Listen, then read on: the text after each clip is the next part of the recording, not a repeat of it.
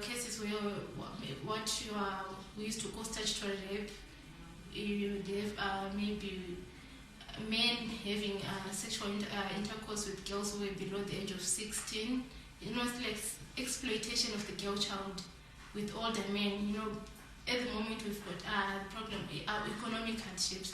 So we had a situation whereby girls will be engaging. Some will be forced into engaging into survival sex so that they can look after their siblings. We are talking of children and girls in child-aided households. So mostly those are the most of the cases that I used to receive. With HIV, AIDS and gender, there is a very close link, because women's vulnerability and the roles they are expected to play in society impact negatively on their survival, especially in the wake of such a huge pandemic. We have got instances where a woman cannot negotiate for safe sex, because this has been a male, domain. A male has to start it, and he gets it the way he wants. And then the biological make of a woman, she has got a very big surface through which HIV and AIDS is transmitted. All efforts to have like the microbicides introduced in Zimbabwe on time and rolled out on time is actually still a big challenge. So what we have seen is that there is extra vulnerability in also the cultural practices that are normally accepted in our communities, that you can marry off a girl. The trend has been that even in the whole of Southern Africa, but Zimbabwe especially, the 15 to 25 year age group, it's actually 60% HIV prevalence compared to boys who are like 10%. This speaks volumes about the closest link between women's sexuality, their gender roles, and vulnerability, as well as risky situations they find themselves in, and HIV and AIDS. There's no way we can separate poverty and HIV and AIDS and women. The three concepts are like encircled in one human being, to such an extent that more women are dying in large numbers. Much as we are worried about older women, there is no new window of hope in the girls, because the majority of them already are taken due to poverty by sugar daddies. They are infected, they are already orphaned, they are not educated, they are in poverty-stricken situations. So I can say it's a whole disaster that is surrounding the girl and the woman.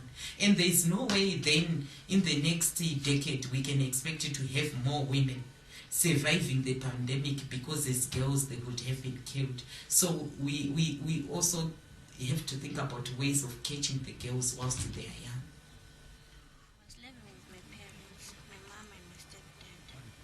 So my stepdad abused me every day, beat me up, threatened to sleep with me, And then one day I told my mom, and then she beat me up. And then I ran away. I went to the police station, I reported the case, but they didn't take any action. And then I went to the social welfare after 3 months. And then they told me that they're going to send me at North Court. It's a secondary school, but it's like an institute. The boys at North Court, they were abusing me, threatening. In fact, 3 of them raped me. And then Miss Makoni took me back. And then after that, to me it was terrible. And then I decided to kill myself. And then I took red killer. And then I drink it. Ano tambutsa, ano shungurutsa, ano tambutsa, ano shungurutsa, ano tambutsa, ano shungurutsa, ano tambutsa, ano shungurutsa. The woman we hope to see, like what I am today, because I'm lucky, because I fell in the hands of lucky women, of good women. Had I fallen in more perpetrators, I should have been history. So I'm personally moved by the fact that if only other people had not come to my rescue. So each time I'm doing a rescue mission, this is what pushes me to go on. We are on our way to Murampinda. Murampinda is 200 kilometers from Harare. Our mission is to rescue a girl who is at risk. She got married at the age of 11. Her father married her off because of poverty. I have never been scared of any rescue missions because from them I get out delighted that a girl is out and safe. And I'm going also to psychologically rescue parents and children who are being oppressed, who are being blocked from saying what they should say. And just to see an 11-year-old girl back on her feet, that doesn't scare me. I'm not scared of rapists. I've never been.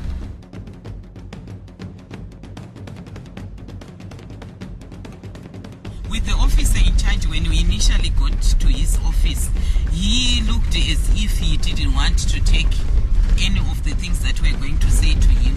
But later on, after explaining and knocking sense in him that the law cannot take it anymore, he went on to cooperate. He cooperated so well that he gave us a police officer to accompany us on the journey. The parents of the 11-year-old girl where we are right now going to gave this little girl to a man aged 76 years because they wanted to get money to fend for the family. It's very characteristic of poor rural areas to pledge girls in exchange for materials like food, clothing, or even furniture. They exchanged the girl for $4.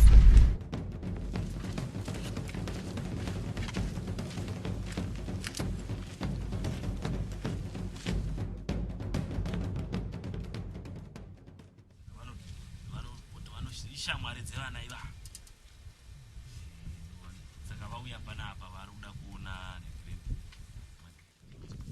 uchibatsira mwana yekuya uye padambudziko yara anenge akaita seanenge akauyiwa naro chikuru chekuratidza kumumba mwana muzomuendesa pachingori kuti ave dambudziko rakadii.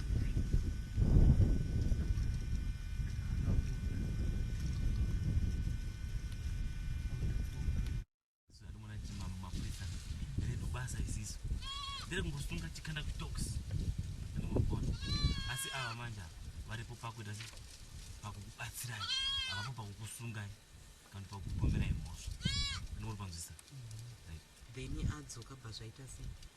Magi wakazoenda sei pachingoro?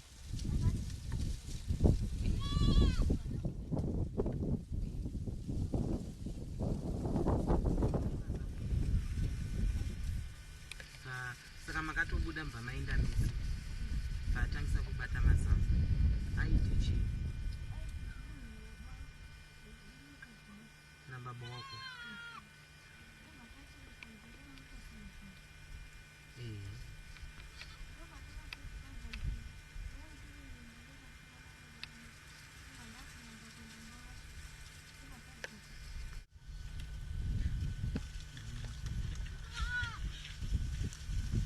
Saka manje pamanzwa imimi kuti Chingore amujeri manzwa sei pfungwa dzenyu?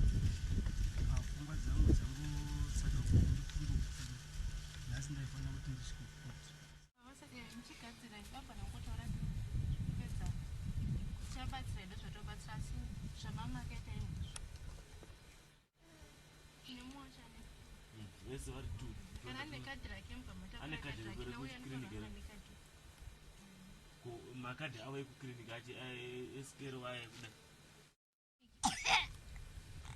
Disaster.